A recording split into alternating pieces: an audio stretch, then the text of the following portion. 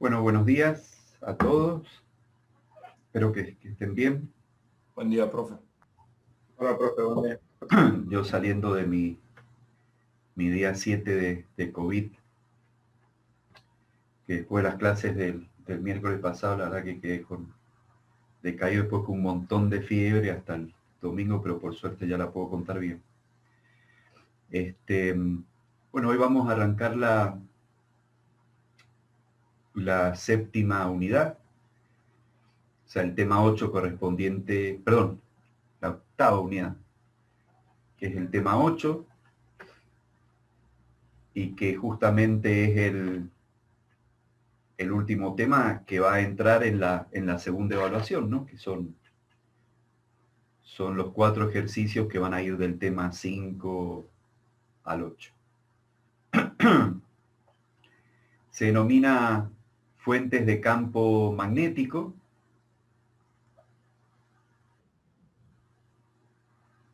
Y así como la semana pasada estudiamos las fuerzas magnéticas de cargas magnéticas, perdón, de cargas eléctricas que se mueven en un campo magnético, experimentan una fuerza central, una fuerza centrípeta, debido a la naturaleza de esa fuerza magnética, ¿no? Que surge el producto vectorial de la velocidad por el campo magnético. Y es perpendicular al plano formado por esos dos vectores, velocidad y campo magnético. También vimos la fuerza magnética que aparece sobre un conductor que lleva corriente eléctrica y que también se encuentra en un campo magnético. Y en ambos casos suponíamos que el campo magnético existía, ¿sí? O podía generar un imán como fuente natural de campo magnético, pero justamente vamos a ver hoy las dos maneras en que se puede generar un campo magnético, o lo que se denomina las fuentes de campo magnético, que son el caso de una carga en movimiento y también el caso de una corriente en un conductor que también produce campo magnético. Luego de ver estos casos, ¿no? de cómo calcular el campo magnético generado por una carga que se mueve, y también el campo magnético generado por una corriente en un conductor,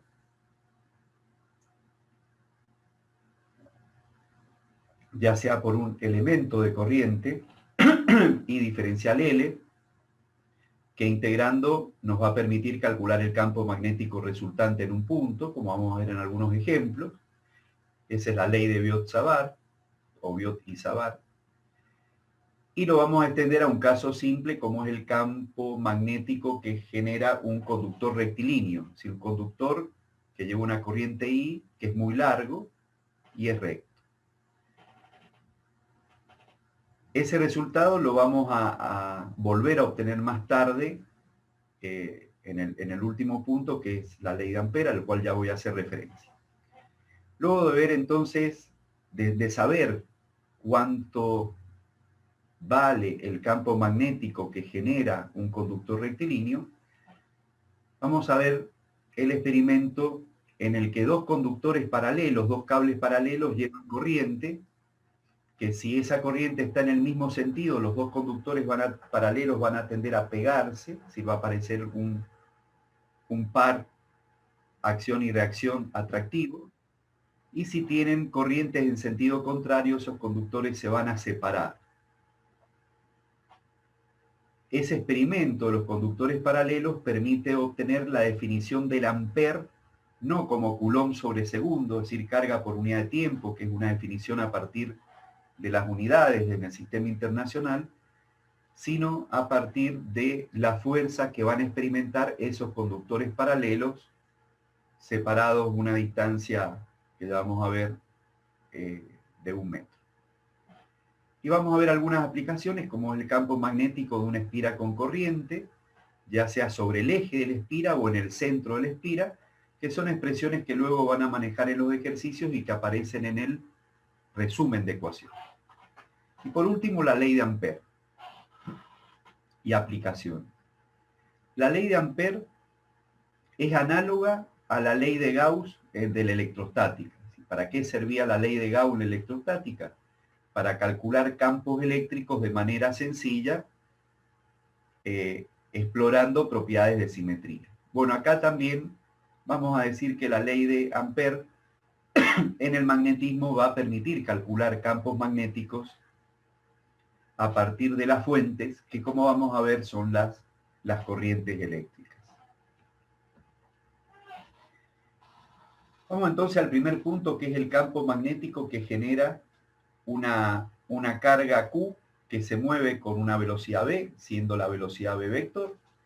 ¿Y qué vemos en esta expresión que análoga, digamos, a la ley de Gauss de campo eléctrico?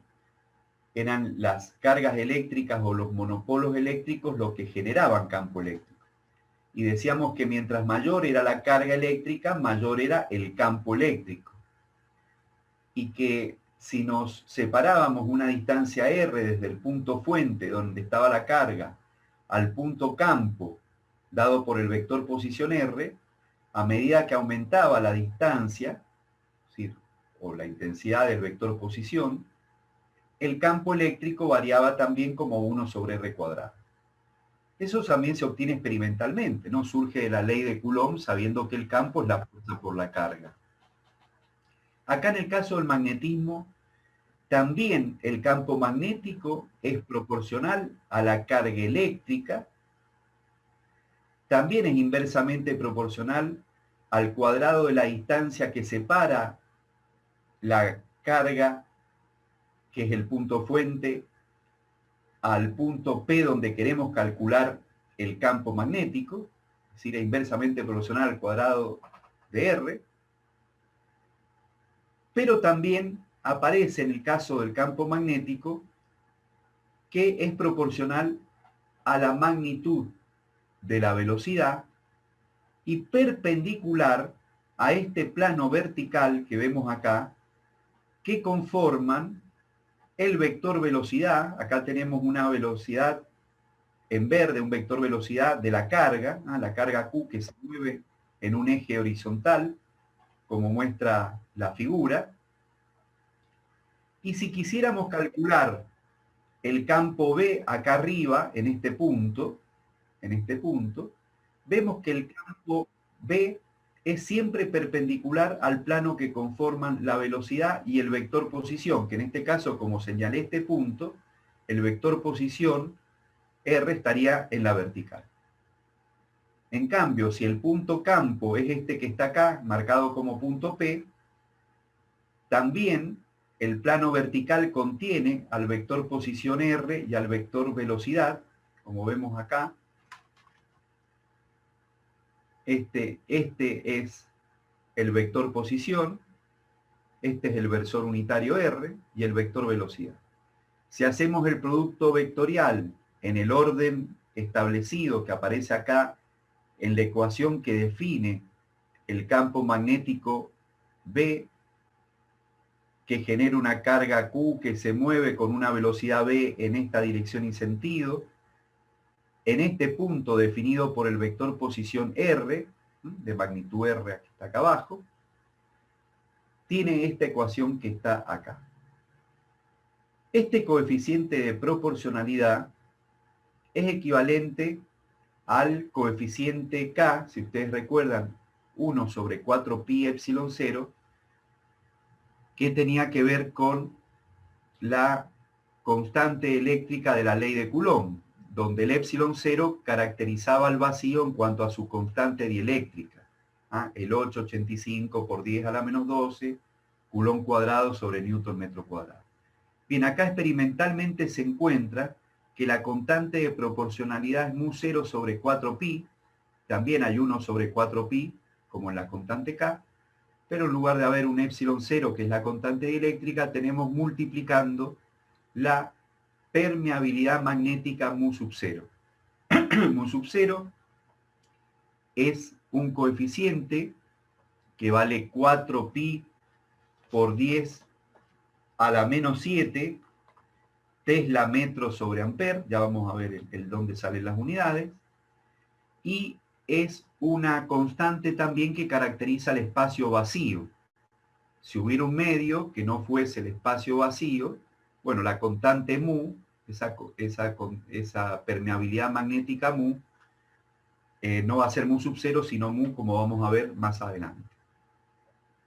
Entonces, experimentalmente se observa esto que está acá, que desde el punto de vista dimensional, el campo es directamente proporcional al producto de la carga, de la velocidad, e inversamente proporcional al cuadrado de la distancia. El R que aparece acá arriba da la dirección y la magnitud unitaria del vector posición, por eso se le denomina vector posición unitaria. Y con la regla, digamos, del producto vectorial, que es no conmutativo, llevo B a R, si ustedes llevan en este punto que está acá arriba, siendo el R, en este caso, este R, sería totalmente vertical. Si uno hace B vector R, la línea de campo sería acá arriba, horizontal y saliente, es decir, perpendicular a B y R. Si en cambio me voy a otro punto, donde todavía la carga se encuentra acá, y el vector posición, perdón, y el punto fuente se encuentra acá con la carga, y el punto campo, en el punto P, el vector va a ser más pequeño porque aumenta el R, pero va a tener la misma dirección. Si uno ve el movimiento de la carga desde atrás, estaría viendo entonces en todos los puntos un campo magnético representado por líneas circulares, circunferencias, líneas cerradas, cosas que ya sabíamos, en este caso en sentido horario. Si en cambio nos venimos a este punto que está acá, a este punto P, el vector R ahora es este que está acá, y el vector velocidad sigue siendo el del eje horizontal. Entonces, si uno hace B vector R, se va para abajo, en este caso el plano es el plano horizontal, porque tengo B acá y R aquí. En este plano ROS horizontal, el producto B vector R me da un campo magnético hacia abajo. Es decir, tangente a la línea de campo que lo representa, porque las líneas cerradas son las líneas de campo. El vector campo magnético es siempre tangente a la línea de campo. Entonces, esta es la manera en que podemos decir que una carga en movimiento, es decir, con velocidad, genera campo magnético siempre y cuando la carga tenga alguna componente, la velocidad de la carga, perdón, tenga alguna componente perpendicular al punto donde está definido por un vector posición R, ¿no?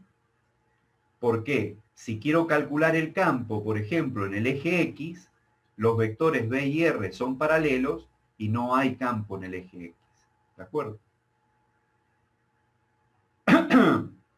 Si acá, en lugar de tener una carga, tuviéramos un conductor de longitud diferencial L, nosotros podemos saber cuánto es la carga total que hay en un volumen dado por ese diferencial de longitud multiplicado por la sección del conductor. Es decir, si uno hace A diferencial L, obtiene un diferencial de volumen. Uno puede perfectamente calcular la carga total que hay en ese volumen multiplicando el valor de cada carga por el número total n mayúscula de cargas. Pero ese número total es el número de portadores, si ustedes recuerdan, n minúscula, que era el número de portadores por unidad de volumen, multiplicado por el volumen. Así se llega entonces a que si en lugar de tener una sola carga, tengo un elemento de corriente de largo diferencial L y sección A, el número total de cargas multiplicado por carga de cargas me va a llevar a una expresión que ya habíamos visto, donde podemos reemplazar la expresión anterior por la corriente I, que era el número de portadores en minúscula, por la carga de cada portador, por la velocidad de deriva y por la sección. NQVDA era la intensidad de corriente.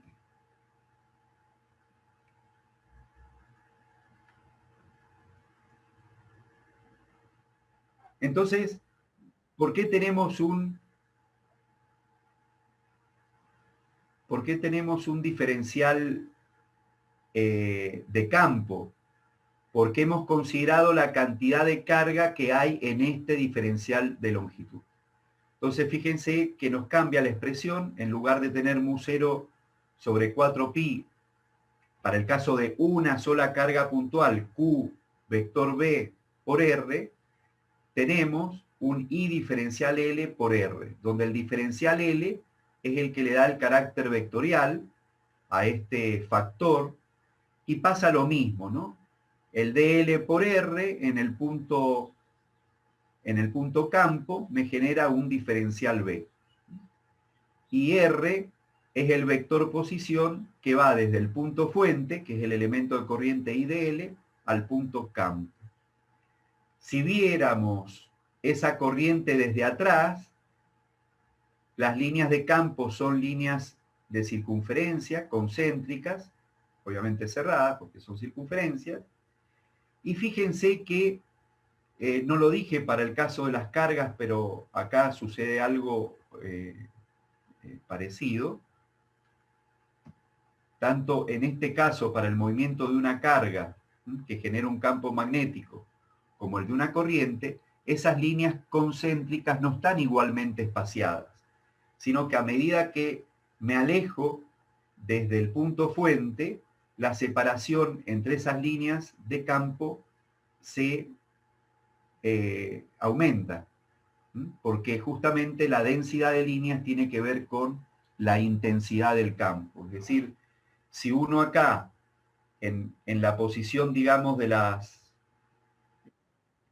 un eje vertical, de las 12, tiene que dibujar, en este caso, el campo magnético que es tangente horizontal, acá lo va a dibujar más grande que acá arriba, y a su vez acá arriba también más grande que acá, y viceversa.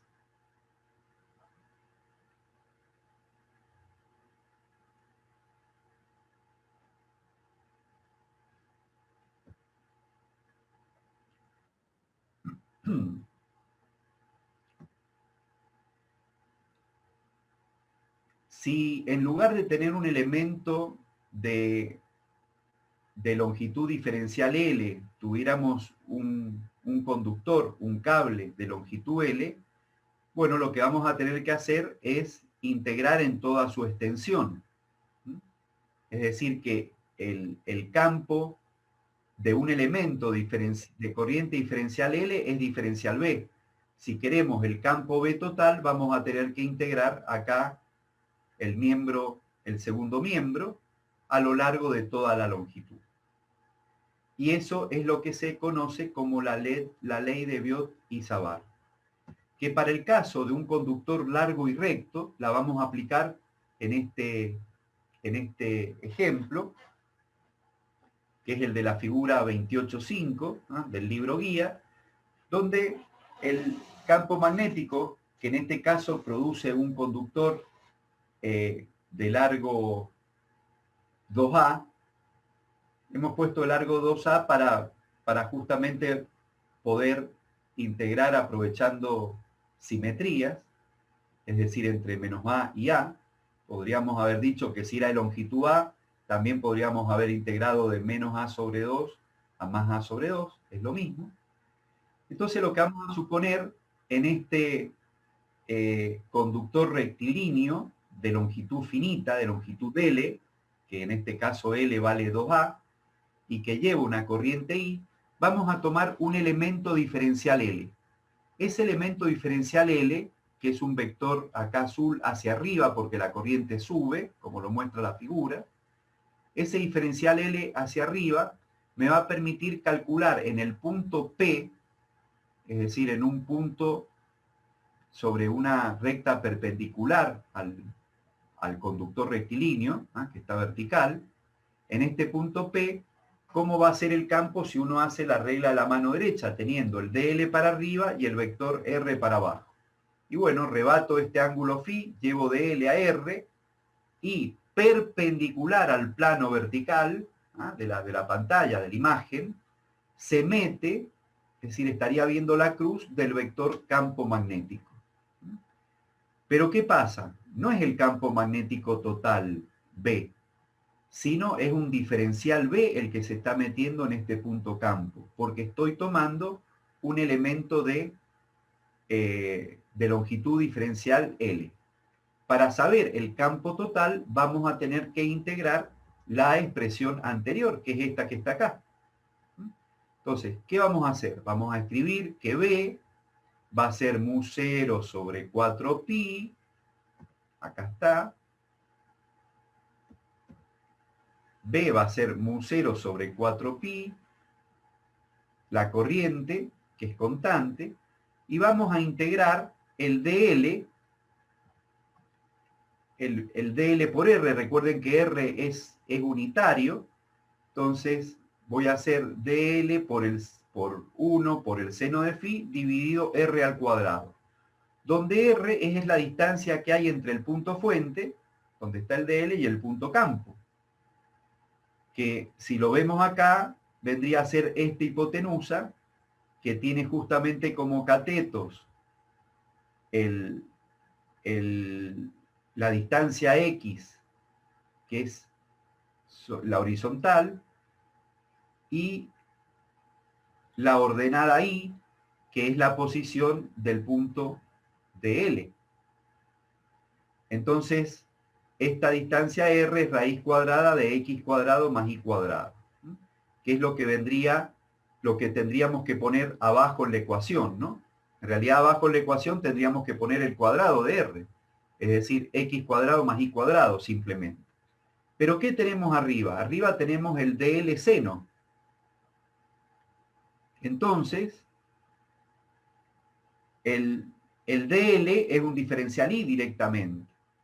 Me queda entonces multiplicar por el seno que viene del producto, de este producto vectorial. Entonces, en lugar de DL, he puesto diferencial I, que está en la misma dirección, y es lo que me va a permitir integrar a lo largo de todo el conductor, y después el seno de phi. Entonces, saqué el mu0i sobre 4pi, voy a integrar en diferencial I de menos a, el R cuadrado era X cuadrado más Y cuadrado, pero el seno de phi, el seno de este ángulo, que es igual también al seno de este otro que está acá, porque el seno de phi es igual al seno de su suplementario. El seno de pi menos phi es cateto opuesto, que es X, acá está arriba, sobre la hipotenusa, que es raíz de X cuadrado más Y cuadrado. Entonces, al multiplicar por seno, me queda que el seno es X sobre X cuadrado más Y cuadrado a la 1 medio. Pero también tenía el X cuadrado más Y cuadrado del R cuadrado. Entonces, X cuadrado más Y cuadrado a la 1 sería, ¿no? Que es el R cuadrado. Por el X cuadrado más Y cuadrado a la 1 medio que viene del seno, me queda X cuadrado más Y cuadrado a la 3 medio. Esta integral se puede resolver por sustitución y luego usando una tabla de integrales, y nos da este resultado cuando integramos entre menos a y a, que está acá. Me da este resultado que está aquí. Ahora hacemos una aproximación. A partir de ahora vamos a hablar de un conductor largo y recto. Cuando decimos largo, es que su longitud, en este caso A, o 2A, ¿no? O 2A, es mucho mayor que la distancia X, donde la distancia X es la distancia que hay entre el conductor vertical y el punto campo, es decir, el punto donde deseo calcular el campo. Entonces, si en este resultado hacemos que A es mucho mayor que X, si A es mucho mayor que X, ¿qué va a suceder aquí? Que en el proceso de paso al límite, esto se va a transformar en mu0i por 2a, claro, mu0i por 2 dividido 4pi x. Es decir, que esto tiende a 1 sobre x. Porque acá lo que podríamos haber hecho es sacar factor común, el x cuadrado, y en el límite se obtiene este valor que está acá, donde x es la distancia que hay del punto fuente, es decir, de la corriente que genera el campo, al punto campo. Entonces, practiquen este integral por sustitución o por tablas, traten de llegar a este resultado y apliquen el límite de que x es mucho menor que a. Entonces, si x es mucho menor que a, al expandir esto en serie, llegan a este otro resultado que está acá. Este mismo resultado lo vamos a reobtener en el último punto gracias a la ley de Ampère. Pero este ejemplo era simplemente para ver que aplicando la ley de Biot-Savart, que no es nada más ni nada menos que una especie de principio de superposición de elementos de corriente de diferenciales L para calcular el campo resultante en un punto. Entonces, si en lugar de hablar de X, en el caso de un conductor que lleva corriente hacia arriba, un conductor vertical, la regla de la mano derecha muestra que si uno apunta con el pulgar hacia arriba, los dedos indican el sentido de movimiento de las líneas de campo cerrado, ¿no? En este caso, vistas desde arriba, son líneas de campo antihorarias. Y donde ahora la distancia entre el conductor y el punto donde deseo calcular el campo es justamente el radio de la línea de campo. Así que para un conductor muy largo, el campo tiene esta expresión mu0i sobre 2πr. Y recuerden que dijimos muy largo porque su longitud es muchísimo mayor que la distancia, en este caso r, o x en el caso anterior. La constante de proporcionalidad mu0, como ya les dije, se llama la permeabilidad del vacío o del espacio libre y tiene unidades de 4pi por 10 a la menos 7 Tesla metro sobre Ampere. Estas unidades van a salir también de la ley de Ampère. Una ley de Ampère que en medio renglón me va a permitir llegar al mismo resultado de este campo magnético generado por un conductor rectilíneo que llegamos a partir de la ley de Biot-Savart. Entonces, justamente, de la misma manera que la ley de Gauss en electrostática nos simplificaba la vida para calcular campos eléctricos, la ley de Ampère nos va a permitir calcular campos magnéticos de manera más sencilla.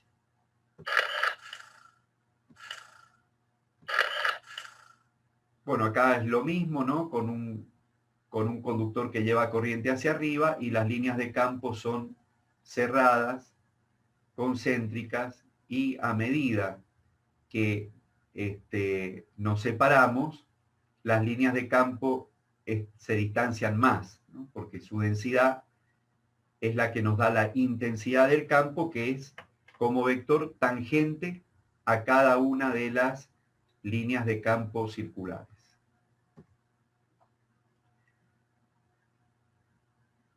Bueno, acá en la misma figura vuelvo a tener el conductor largo y recto que lleva corriente hacia la derecha y aplico la regla que les decía recién con el pulgar dando el sentido de la corriente y con los dedos dando la circulación de esas líneas de campo magnético que acá en un corte vemos que en este plano vertical salen, por eso vemos puntos, en cambio en este plano horizontal se meten, ¿ah?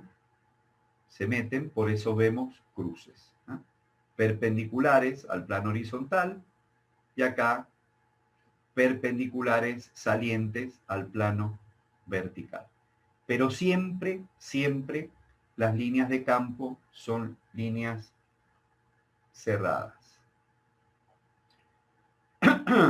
Bien, a continuación un pequeño ejemplo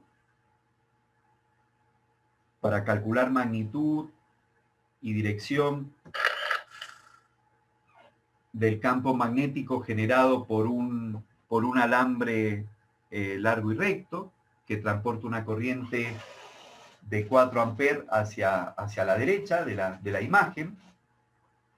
Y tenemos que encontrar el campo magnético en un punto que está por encima del conductor a una distancia de 5 centímetros.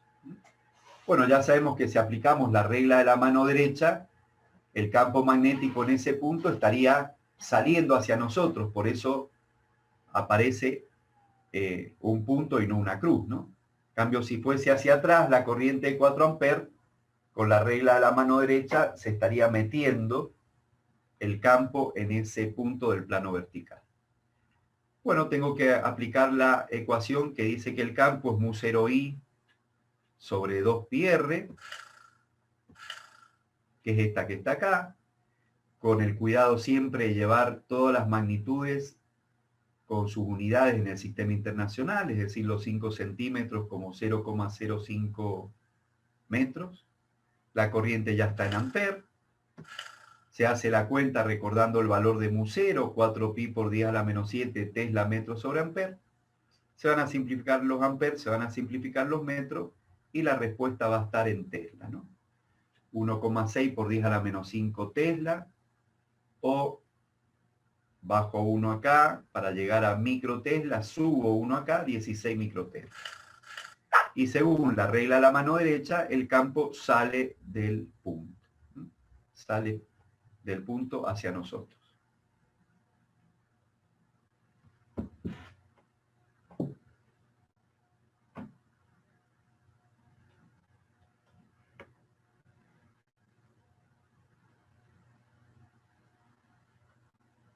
Un segundo ejemplo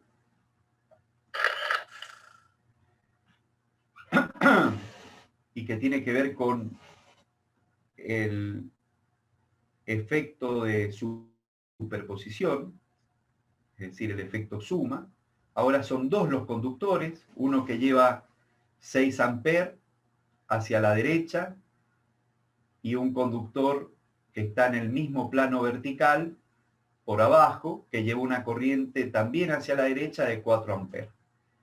Y nos preguntan cuánto vale en un punto que equidista de ambos, es decir, a 3 centímetros de ambos, cuánto vale el campo magnético resultante. Bueno, ¿qué tenemos que hacer? Tenemos que calcular por separado el campo magnético que genera la corriente I1, que si uno aplica la regla de la mano derecha, el campo magnético según I1 va a salir del punto campo, pero si uno aplica la regla a la mano derecha de acuerdo al conductor superior, acá las líneas de campo se van a meter. Entonces voy a tener un B2 hacia adentro y un B1 hacia afuera. Pero siempre ambos perpendiculares al plano vertical. Entonces lo voy a poder sumar como números, pero con distintos sentidos, ¿no? Obviamente que el de mayor corriente me va a generar mayor campo.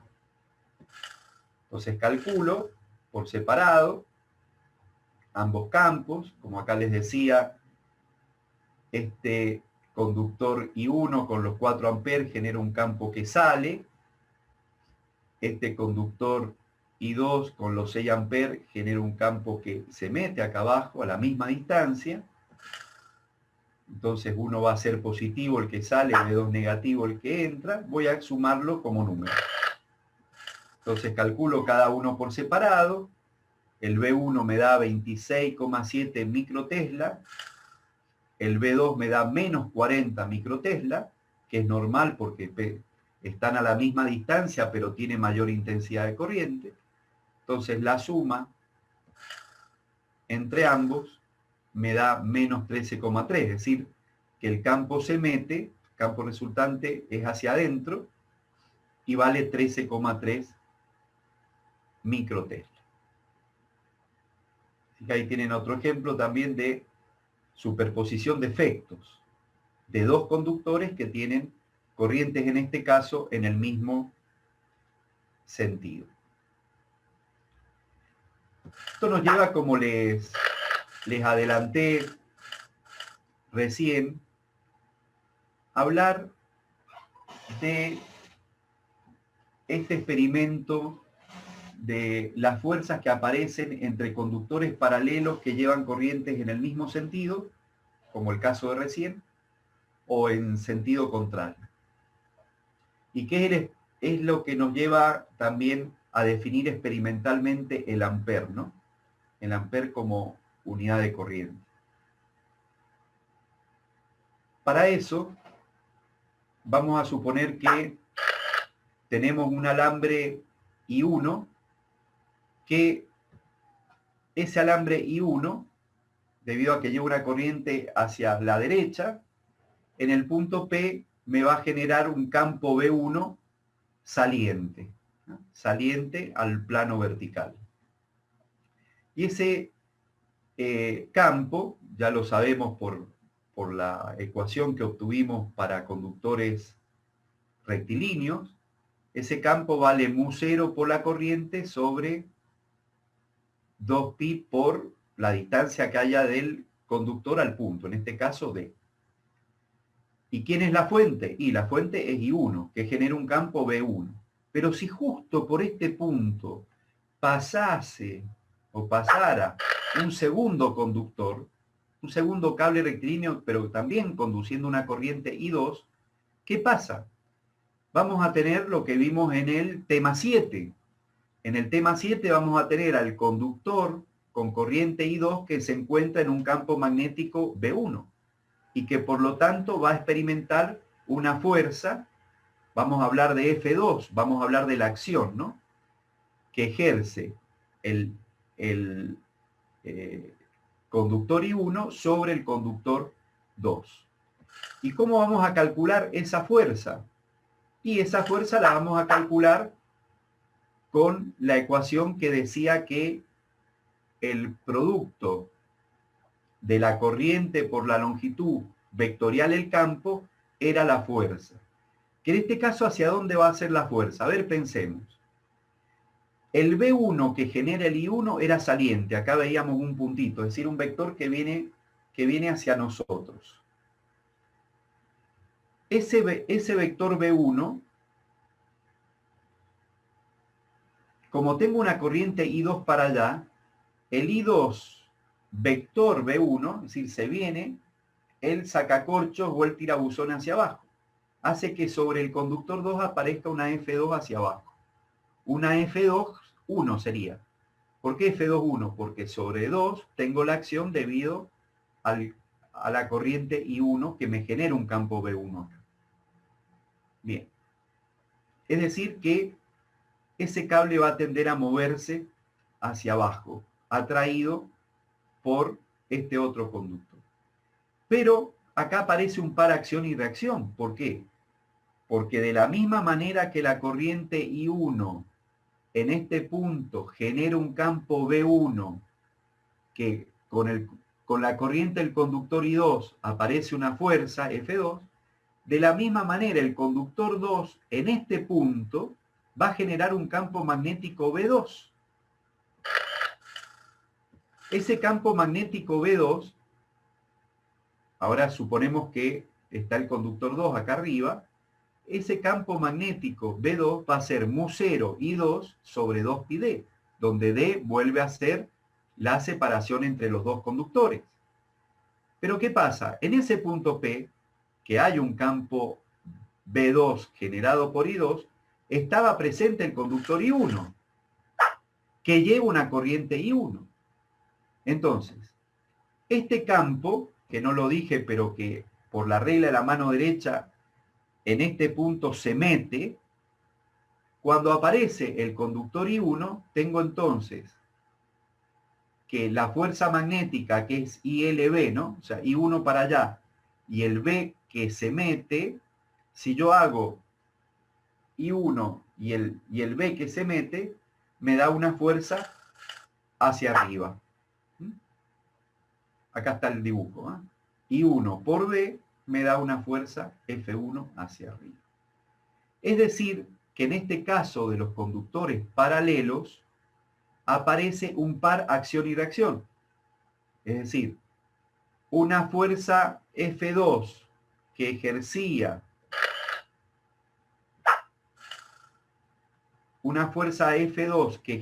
el conductor I1 al generar un campo B1 sobre la corriente I2, y una fuerza F1 debido al campo magnético que genera el conductor 2 sobre la corriente I1. Esto se ve muy simplemente en el laboratorio cuando tienen dos cables paralelos sin corriente, y cuando hacen circular la corriente en el mismo sentido tienden a pegarse. Es decir, que corrientes en el mismo sentido hace que los conductores se atraigan mutuamente. ¿Qué pasa si una de las corrientes cambia? Acá estamos suponiendo que la única que cambia es la corriente del conductor 1, del conductor inferior, que ahora va a ser hacia la izquierda. ¿Qué pasa? A ver, veámoslo. Arriba tengo el conductor 2 que lleva una corriente a la derecha, pero en todos los puntos del conductor 2, sobre ese conductor aparece un campo magnético que se mete en el plano, es decir, que acá estoy viendo crucecitas, debido a que este campo magnético de abajo es hacia el... O sea, el campo magnético que genera el conductor de abajo con una corriente I1 hacia la izquierda, se mete. Entonces, si se mete el campo magnético y la corriente es a la derecha, cuando uno hace I por B, del B se mete, aparece una fuerza hacia arriba. ¿Qué pasa acá abajo?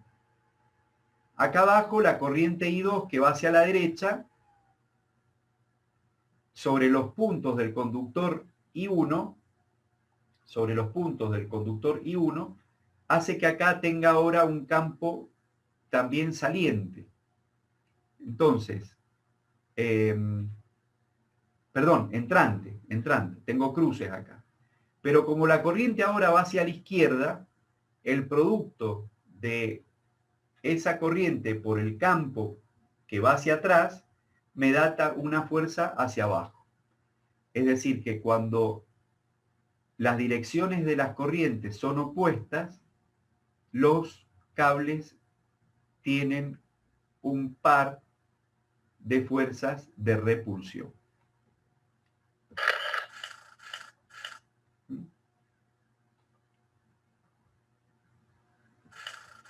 Bien.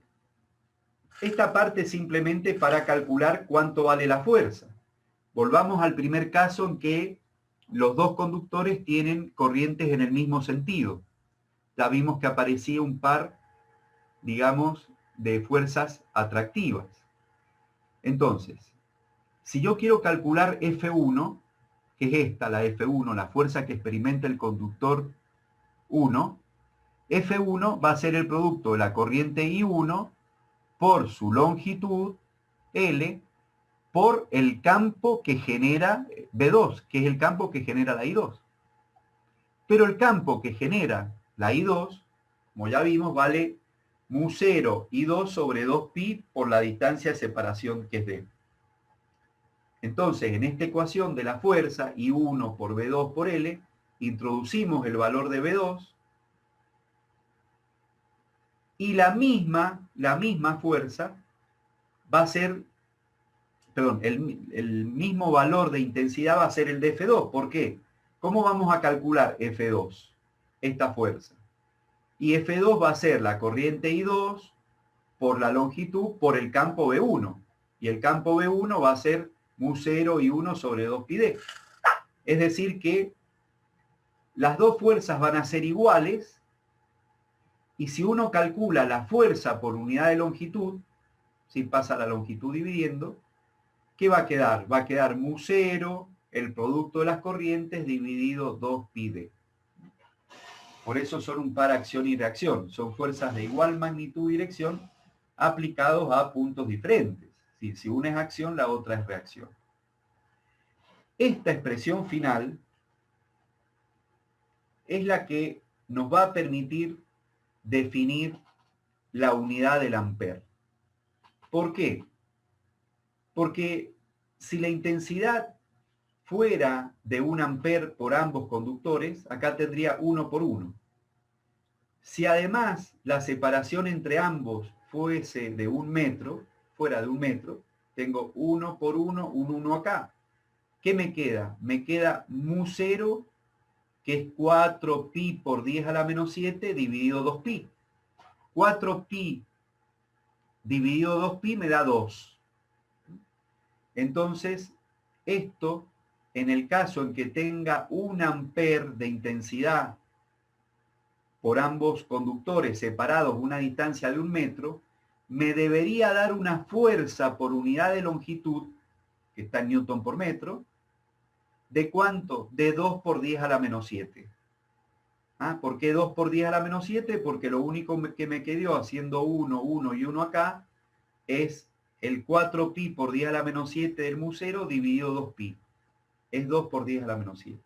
Entonces, esa es la manera de definir el amper como unidad.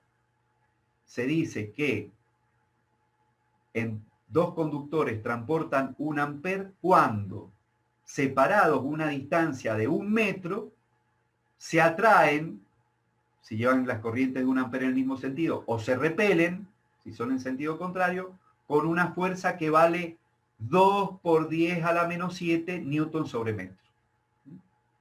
Esa es la manera de definir entonces el amper. Bien, a continuación un ejemplo donde tenemos dos conductores, dos alambres que llevan 4 amperes y 6 amperes, uno superior y otro inferior, separados una distancia de 5 centímetros. Me pide que cuál es la fuerza por unidad de longitud. Bueno, ya habíamos llegado a esta expresión. Fuerza por unidad de longitud es mu0 por el producto de las corrientes dividido 2pi por d. Fíjense que uno podría hacer la analogía como el producto de las cargas, ¿no? Cuando hablamos de fuerza. Reemplazamos, tenemos las corrientes en amperes, 6 y 4, tenemos la distancia en centímetros, la llevamos a metros. Como están en sentido, una punta al norte y la otra al sur, es decir, en sentido contrario, la fuerza de repulsión. Calculo la fuerza en newton por metro, porque es por unidad de longitud, y da 9,6 por 10 a la menos 5 newton metro.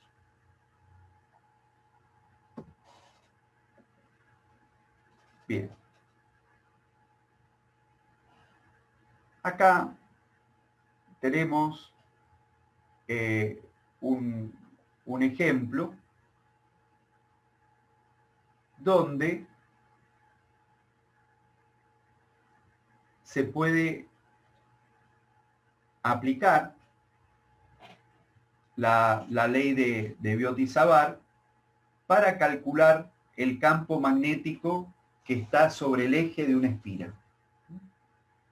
Es decir, que estamos acá a una distancia X del centro de la espira, una espira que en este caso lleva corriente en el plano IZ, y en sentido antihorario, y queremos calcular el campo en el punto P, es decir, en el punto P. Fíjense que cada elemento, si calculamos, por ejemplo, el elemento DL que está acá en el eje vertical Y, sería en la posición de las 12, viniendo digamos, desde en sentido, como les decía, antihorario. Si yo quiero ver qué campo me genera este elemento en este punto P, sería un campo hacia arriba, ¿no?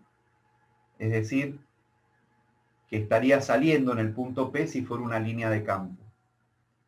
En cambio, si me pongo en la posición de las 6, donde ahora va hacia allá,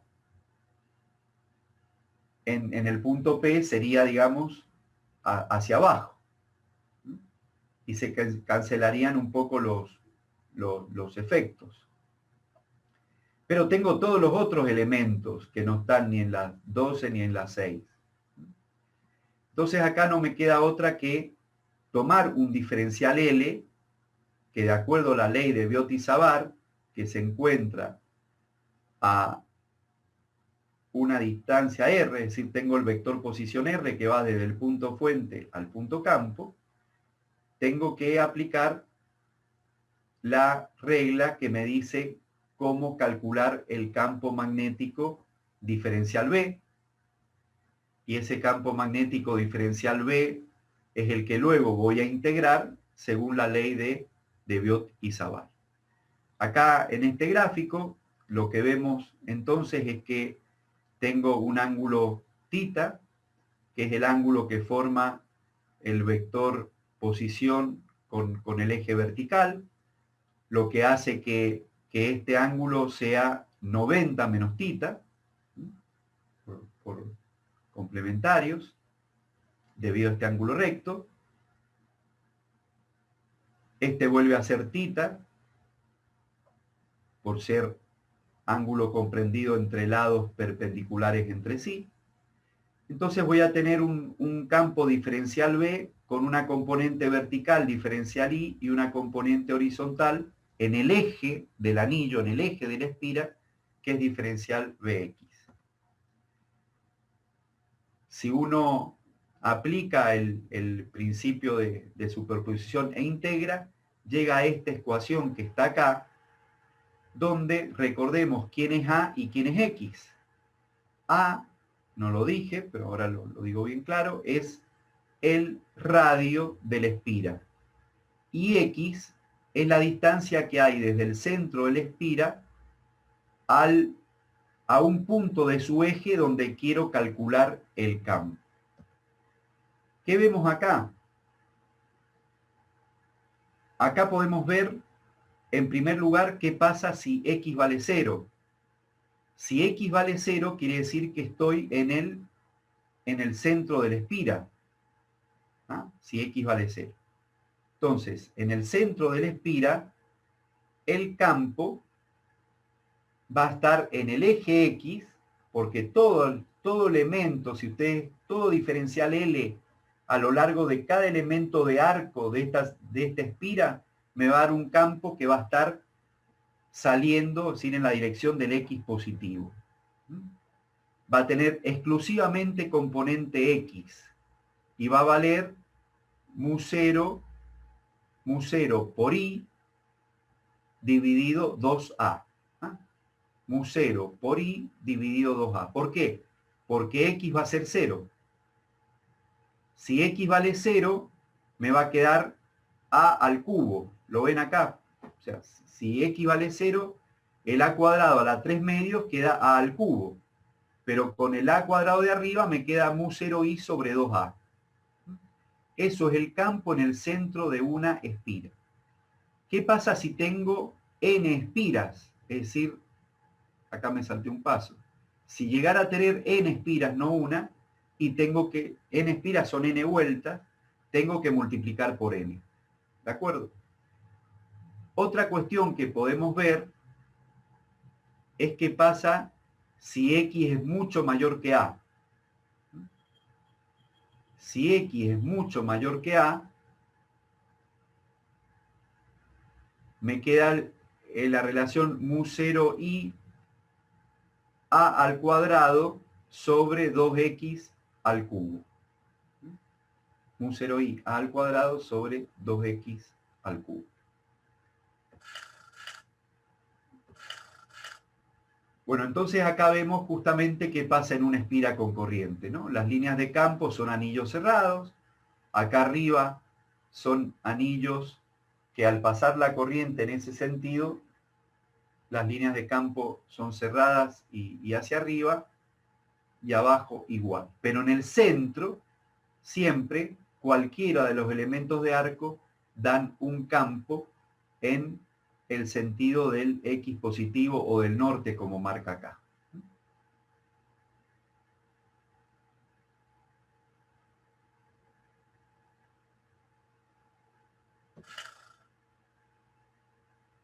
Entonces, si tengo una sola espira, bueno, es el n que tenía recién, ¿no? Vuelvo para atrás, yo le había puesto en el caso en que x vale 0, era mu0i sobre 2a, si a es el radio de la espira, o mu0i sobre 2r, si r es el radio de la espira. Y si tengo n espiras, en el centro de la espira va a ser mu0ni sobre 2 veces el radio de esa bobina. ¿Qué es una bobina? Una bobina es un enrollado de n vueltas, de n espiras. Y como el campo magnético está siempre en el eje, la suma da n veces, es decir, suma de vectores en la misma dirección y sentido. Que es lo que le estoy poniendo acá.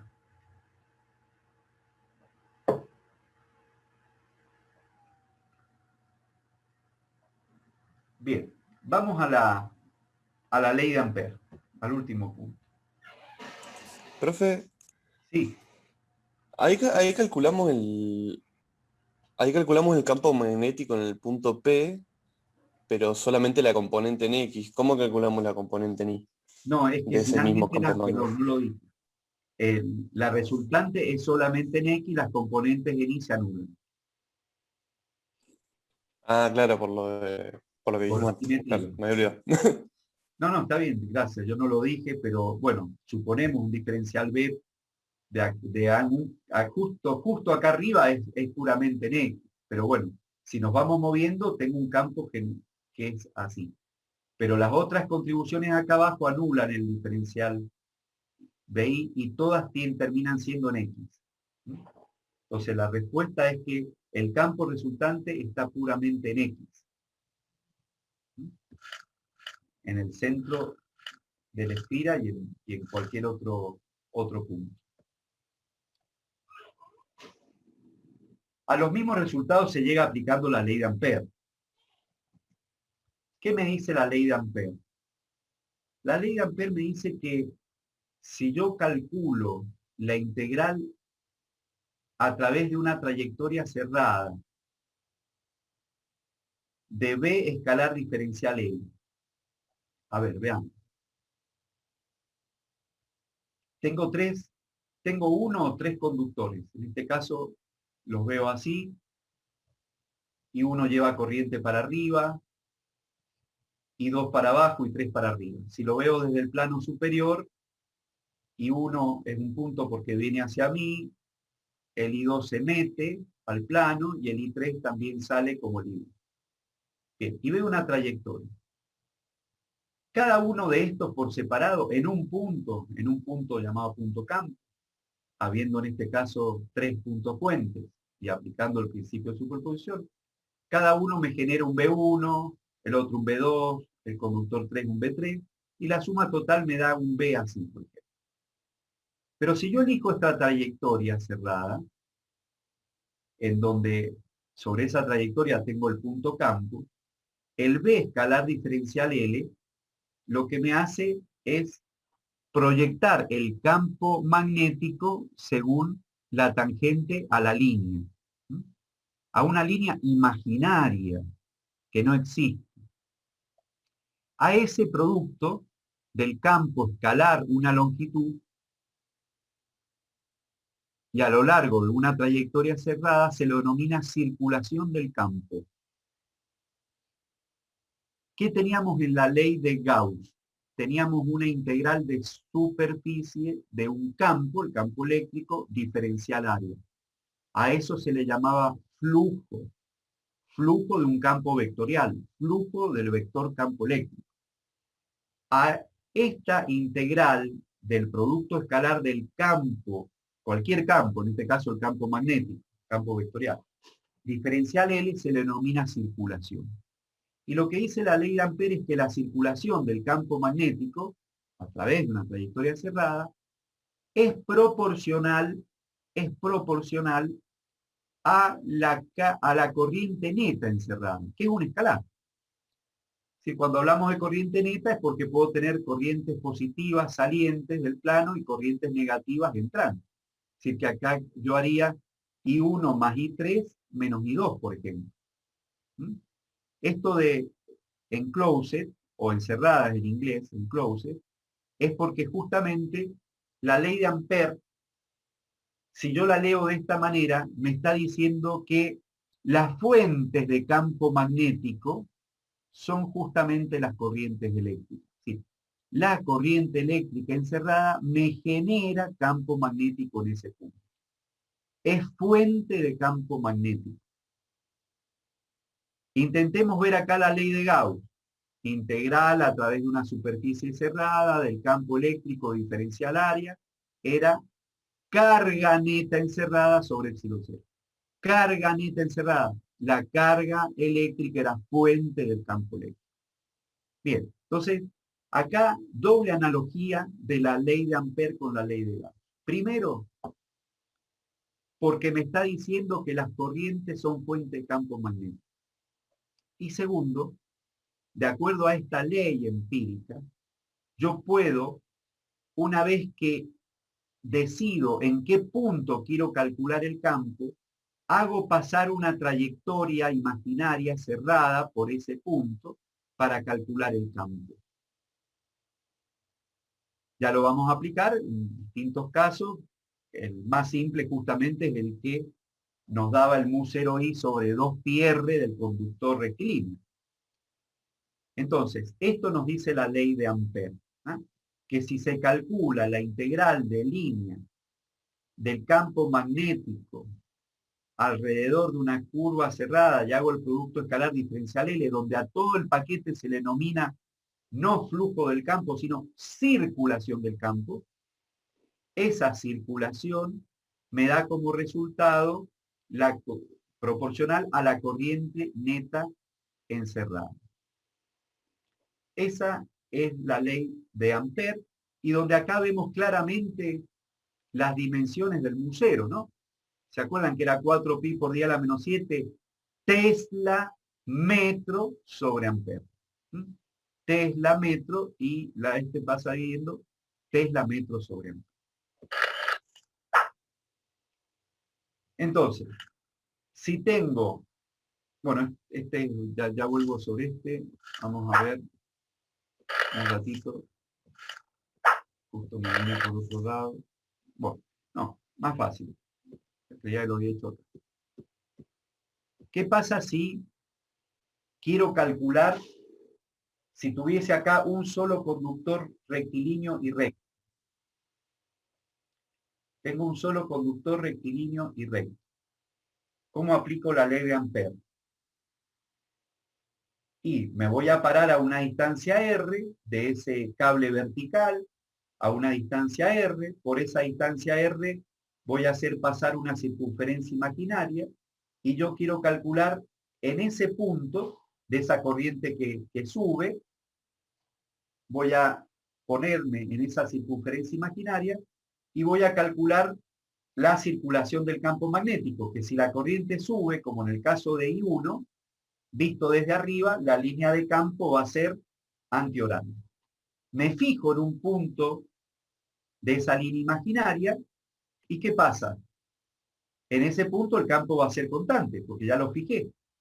Entonces, ¿qué tengo que integrar? Nada, lo saco y me queda que B por la integral de DL es mu 0 por I. Pero ¿quién es la integral a lo largo de esa trayectoria cerrada de DL? Es el perímetro 2πr de la circunferencia. Es toda la longitud. Entonces me queda que el B de R, o sea, el B a esa distancia R, por 2πr es mu 0 por I, por el I que lo genera. Entonces, el 2πr lo paso dividiendo y me queda efectivamente el resultado que veníamos manejando para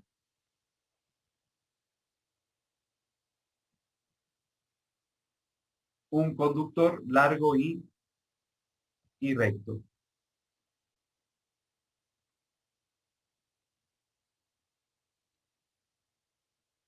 ¿Qué es esta que está acá? Acá lo podemos ver. Si no hubiésemos aplicado la ley de Biot-Savart, que venía de acá, ¿se acuerdan? Que venía de acá, mu 0i sobre 2πr, habiendo considerado el conductor largo y recto, es decir, A mucho mayor que X, llegábamos a este resultado. Pero ahora, si aplicamos ley de Ampère, si la corriente sube, tomo una línea imaginaria que pase por el punto donde quiero calcular el campo, entonces tengo que aplicar la integral de B escalar de L. Pero B en ese punto va a ser constante, sale, y me queda la integral del dl, que es todo el perímetro. Es la longitud total del perímetro, que vale 2πr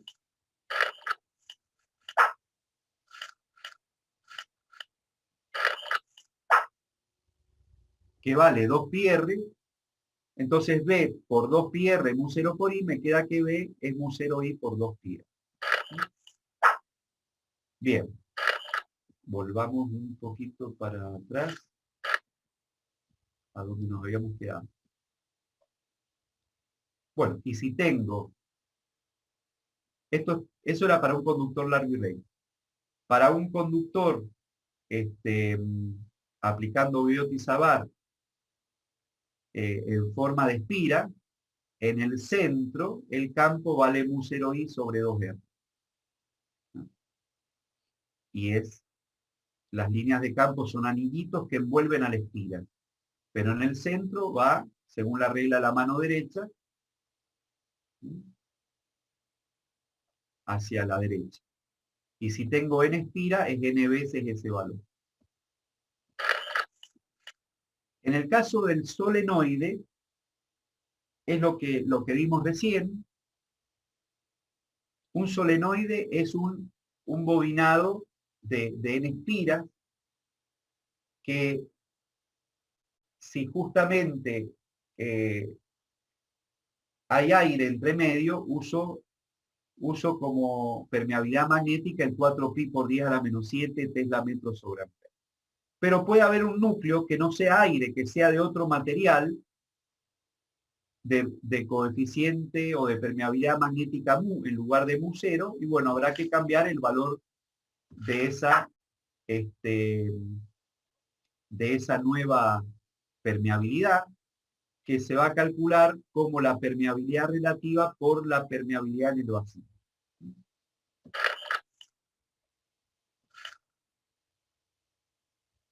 En el caso del solenoide, el campo magnético son líneas de campo que van en el sentido de circulación de la corriente, y son líneas de campo que atraviesan el solenoide por el centro, en donde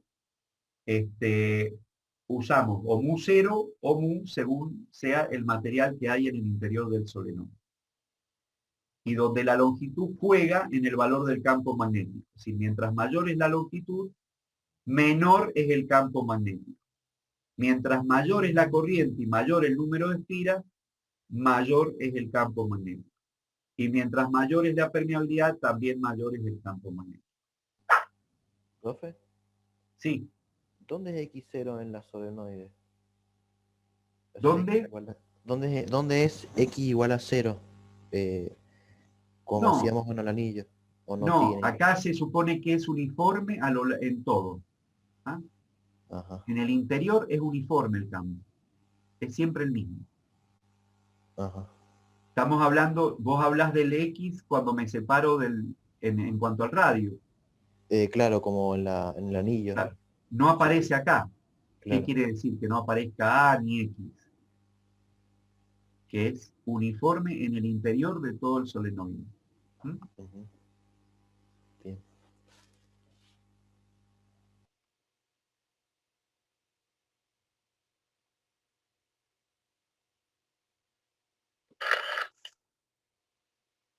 Eso es porque hay una aproximación en donde la longitud es mucho mayor que el radio, ¿no? Por eso se supone que a lo largo de todo, prácticamente las líneas es como si estuvieran igualmente espaciadas. Recién se abren al salir. Entonces, en el interior vale siempre ese valor. Gracias por tu pregunta. O sea, de acá a acá el campo es el mismo. Y la dirección es la del eje, ¿de acuerdo? Y el sentido lo da la corriente, ¿no? O sea, si las Claro. líneas son así, porque el pulgar me está dando el sentido del campo cuando lo abrazo. Bien. Gracias. Acá hubiera faltado decir este campo llamado inducción magnética que lo origina la corriente, y a mayor corriente, mayor mu, mayor n, mayor campo, y a mayor L, menor campo, en el interior del solenoide, su magnitud es constante, ¿ah? Y su dirección está dada por la regla. Bueno, acá hay un ejemplo donde tenemos la longitud del solenoide. Fíjate que no nos habla nunca de radio acá, justamente. Me da el valor de la corriente, me da la permeabilidad relativa, que es la que se multiplica por mu cero. Recuerden que el mu es la relativa por mu cero. Acá está. Y aplico la ecuación que dice mu por n por i dividido n. Mu por n, el número de vueltas, por i dividido n. Siempre con el cuidado de utilizar las unidades en el sistema internacional. Me da un campo magnético bien grande, y eso es debido a que no usé vacío entre medio, sino que usé un material ferromagnético con un mu muy elevado, ¿sí? 12.000 veces mayor. Entonces, mientras mayor es el mu, ya lo vimos, mayor también es el campo magnético generado. Por eso se usan, en el caso, digamos, de los electroimanes, no solamente una corriente, sino un núcleo compuesto por un material ferromagnético de alta permeabilidad magnética. Profe, ahí aumentando simplemente la cantidad de espiras en uno, ¿podemos aumentar la distancia en 1 metro y tener el mismo campo? A ver, ¿a qué distancia Por la hablamos? forma de la ecuación. Si al L yo lo aumento en 1 metro y Sí. solo agrego una sola espira, voy a tener el mismo campo. Forma de ecuación. Claro, claro, vos estás diciendo que tengo el n arriba y el L abajo. En el factor es 1 y 1 arriba, o sea que no me modificaría. Claro. Claro, porque nos juega mucho más el número de espiras que la longitud. Porque el número de espiras también me está generando una densidad de campo. ¿Sí? En una casi misma longitud tengo otra espira que suma a la anterior y que también me genera un campo. Independiente, claro. Es como si la estirara. ¿Entendés? Las estiro. Claro, también estás modificando la densidad. Claro, modifico la longitud, sí, pero también modifico para el n constante, pero disminuyo la densidad. Claro. Profe, sí. ¿La longitud se toma desde donde empieza el alambre hasta donde termina el alambre o donde empieza el material, el tubo? Donde lo que importa acá, está buena la pregunta también, te agradezco, es la longitud de corriente. O sea, más que donde está el material es donde empieza el alambre y donde termina el alambre. Claro. El bobinado, digamos. Claro, claro. Bien, bien. Porque acá, recuerden, la fuente de campo magnético, ¿cuál es? La corriente. Claro. Bueno, acá viene un resumen de fórmulas. Resultado del campo generado por un alambre largo y recto, obtenido tanto por la ley de Biot-Savart, cuando la longitud del cable o del conductor es mucho mayor que la distancia del conductor al punto donde se ha calculado el campo, pero obtenida también gracias a la ley de Ampère. La fuerza por unidad de longitud entre dos conductores paralelos que cuando llevan corriente en el mismo sentido se atraen y corriente en sentido contrario se repelen. Esta misma ecuación experimentalmente permite definir la unidad de Ampère, dado que por esos dos conductores paralelos, si ambos transportan una intensidad de corriente de 1 ampere separados de 1 metro, deberían experimentar una fuerza de 2 por 10 a la menos 7 newton metro. Una sola espira, el campo en el centro, n espiras, el campo en el centro. Para un solenoide largo con n vueltas y corrientes, el campo en su interior constante independiente del radio, como ustedes bien dijeron, gracias por la acotación. Pero igual ahí estaba mal, ahora que lo pensé, tienen que aumentar no en uno, en una unidad, sino que tienen que aumentar proporcionalmente el N y el L para que el campo sea el mismo. Claro, Si lo aumentás en uno, no hay proporcionalidad. O sea, exactamente, tiene que ser proporcional. exactamente. Claro, por eso me hacía ruido, no tenía sentido. Era Sí. mucha la diferencia. Si había otra pregunta, me pareció. Bueno, acá tienen también en la aula abierta el resumen de las ecuaciones para hacer los ejercicios. Y también otra cosita que le quería mostrar es que hay una segunda presentación que se denomina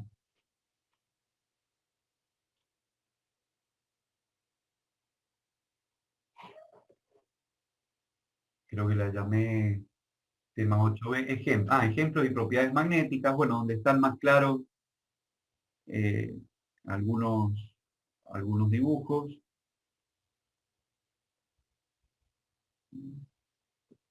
Donde en lugar de la separación de es A, pero bueno, es lo mismo, como van calculando cada una de las fórmulas. El dibujo, si quieren, componente a componente del campo de una espira en un punto,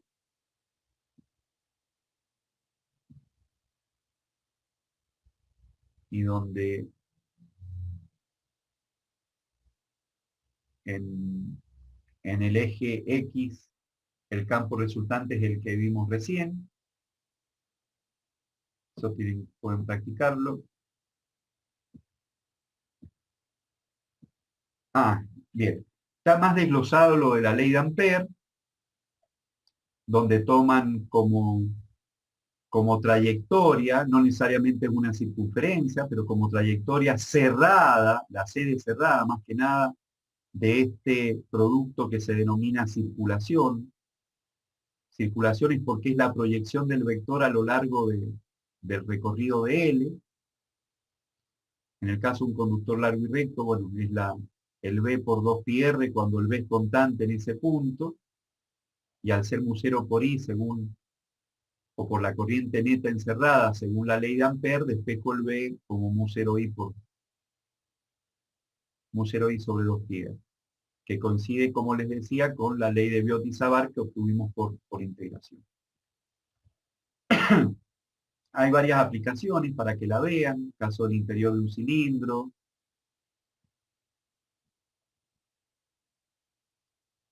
Bueno, acá está mal escrito Biot-Savart, pero para que la vean, el caso del campo en un solenoide, cómo se aplica la ley de Ampère para llegar al resultado que vimos recién.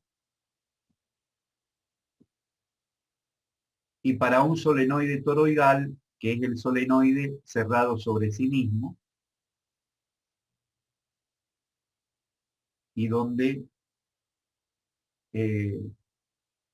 R es el radio medio del solenoide. Pues el solenoide tiene, digamos, un radio interno RA y un radio externo RB, pero como R se toma el valor medio.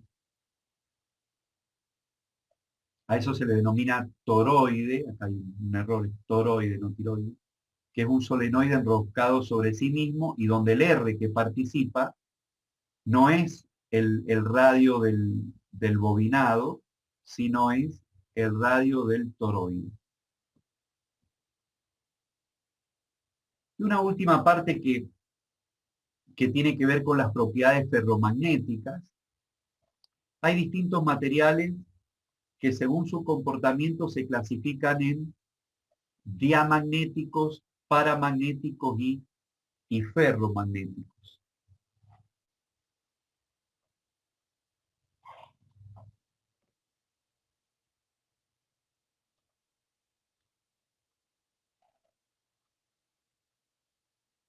Y eso tiene que ver con el modelo del átomo de Bohr, considerando al electrón que gira alrededor de un núcleo, que ese movimiento, digamos, alrededor del núcleo, con una velocidad tangencial a esa trayectoria, la masa de esa partícula con carga, que es el electrón, por su velocidad, da una cantidad de movimiento lineal P, y R vector P da un momento angular L que es paralelo al radio de la órbita. Pero debido al signo negativo de la carga del electrón, aparece el vector, ¿se acuerda? El momento dipolar magnético mu, que era la corriente I por A, donde la corriente es el movimiento de la carga positiva, es decir, opuesto, y el área es el área del plano de la órbita, sería el pi r cuadrado, entonces tengo un mu opuesto al L, y eso hace entonces que en ese modelo planetario de Bohr, considerando que el área es pi r cuadrado, que el periodo de revolución es la trayectoria dividido la velocidad, ¿no? Velocidad es distancia total recorrida sobre tiempo, pero cuando la distancia es un perímetro 2 pi r, ese tiempo se lo llama perímetro. Bueno, el tema es que aparece una relación entre estos dos vectores, el vector rojo, que es el vector momento angular orbital, o sí, cantidad de movimiento angular L, y el momento dipolar magnético mu, que son opuestos por el tema de la carga del electrón. Bueno, ¿esto qué tiene que ver? Dirán ustedes. Y esto tiene que ver porque cuando ese vector momento dipolar magnético mu interactúa con un campo magnético B, o dicho de otra manera, cuando el átomo, debido al momento dipolar magnético mu, se mete en un campo magnético, aparece una interacción entre los dos vectores, mu escalar B, que es la energía potencial magnética, y también habíamos visto que aparece una torca restitutiva que a ese magnetón, que recibe el nombre de magnetón de Bohr, justamente tiende a alinearse con el campo magnético. En el caso en que esos átomos tienen un comportamiento de ese tipo, si con un momento magnético mu sub B, y que se alinean con un campo magnético, a esos materiales se les denomina paramagnéticos. Y si no están los diamagnéticos, en donde necesito un campo adicional que lo va a crear una corriente para poder llegar a magnetizar esos materiales, es decir, para poder llevar a alinear esos átomos en el campo magnético.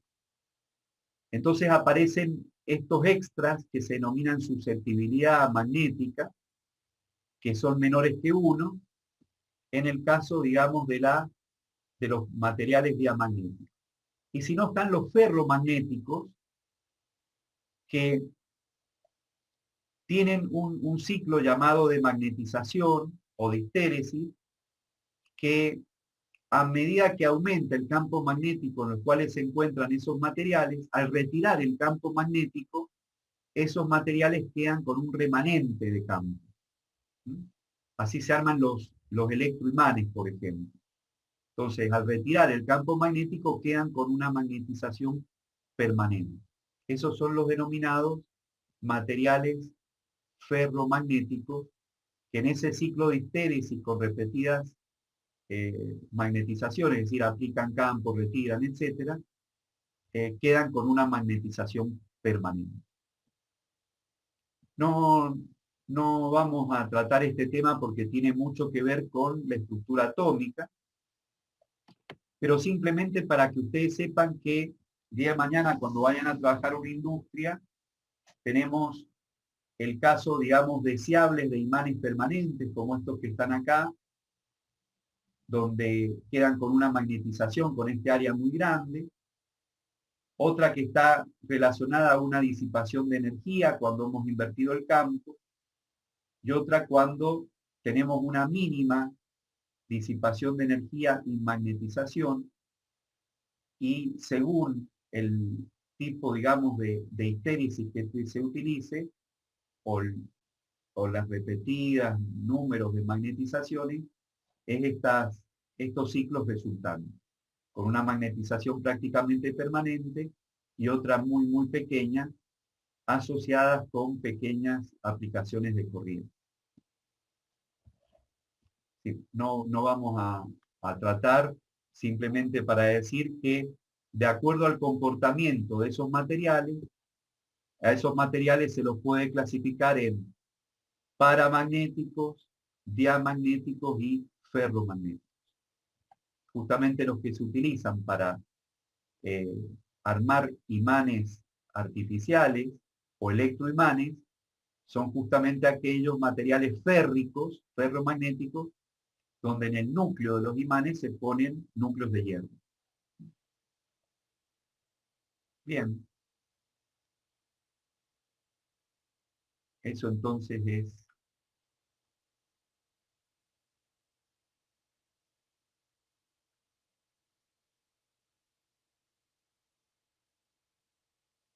este, a ver si puedo salir, sigo presentando ahí, ¿no? No, no está presentando. Bueno, voy a esperar, voy a avisar entonces al profesor Crespo. Profe, ¿esto entra en el parcial? El tema 8 entra en el parcial la semana que viene, creo que, ¿no? Sí.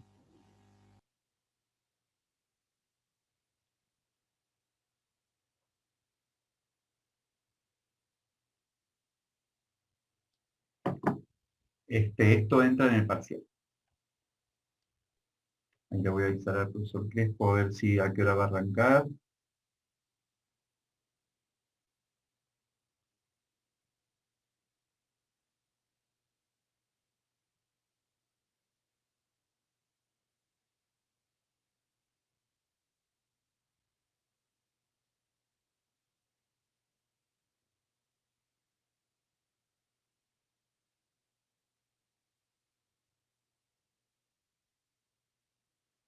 Va a entrar un ejercicio del 5, uno del 6, uno del 7 y uno del 8.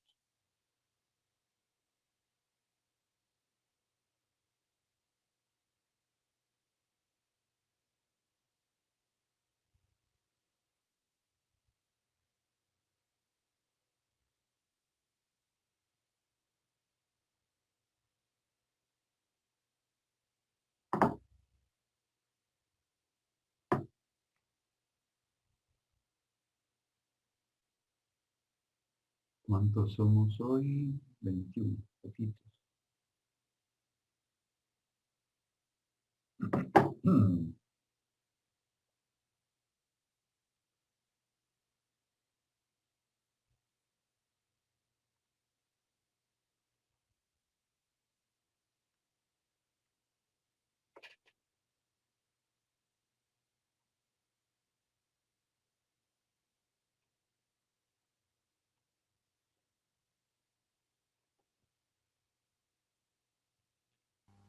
Profe, Sí, le puedo hacer una pregunta, pero no de este tema, sino de otro anterior. sí, Supóngase que yo tengo una batería, un LED y una resistencia.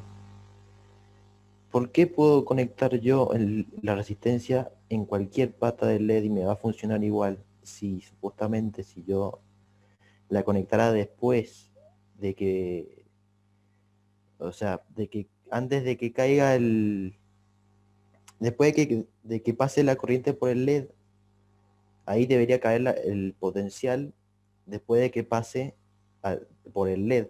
no, porque es indistinto si vos tenés, si la batería te da 8 voltios y vos tenés 2 en el LED y 6 en la resistencia, es lo mismo que tener primero 6 en la resistencia y después 2 en el LED, porque están en serie. Pero pero a ver, no me quemaría eso el LED, o sea, No, o porque siempre va a pasar. la corriente ya está reducida y a lo largo de todo el loop, de todo el circuito. O sea, ya La de tenemos entrada antes o es como después. que antes ya de que empiece a salir corriente, ya sabemos cuánta corriente va a salir. Claro. O sea, a ver, ¿cuánto me va a entregar la batería y cuánto va a haber en el circuito debido a la resistencia interna de la batería y a la resistencia del circuito? No las puedo separar o la corriente va a ir cambiando a medida que vaya atravesando la resistencia. Lo que va cambiando por esa asociación serie es la caída de tensión, pero no la corriente. Ujú, ¿Me claro, entendés? bien. Vos la podés poner antes o después. Sí, sí, me di cuenta, yo lo probé con un OLED que tengo en mi casa Por y eso. me funcionó. Pero ves cuál es la lógica. La pongas antes a la resistencia o después el LED, la corriente es la misma. Y la caída de voltaje es la misma. O sea, en cada uno de los elementos.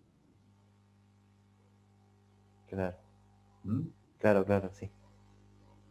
Y Ajá, cada uno tiene asociado una resistencia. Ahora vos sacás uno u otro, te cambia la corriente claro, para sí, la misma tensión de alimentación entregada por la fuente. claro, tal cual. Pero una vez que estén los dos presentes, la corriente por los dos es lo mismo. Claro, Y te caigan 2 y 6 de los 8, lo mismo que te caigan primero 6 después 2. claro. Ujú. ¿Mm? Bueno, nos vemos. Ahí los dejo con Juan. Chau, Hugo, nos vemos. Chao, Juan.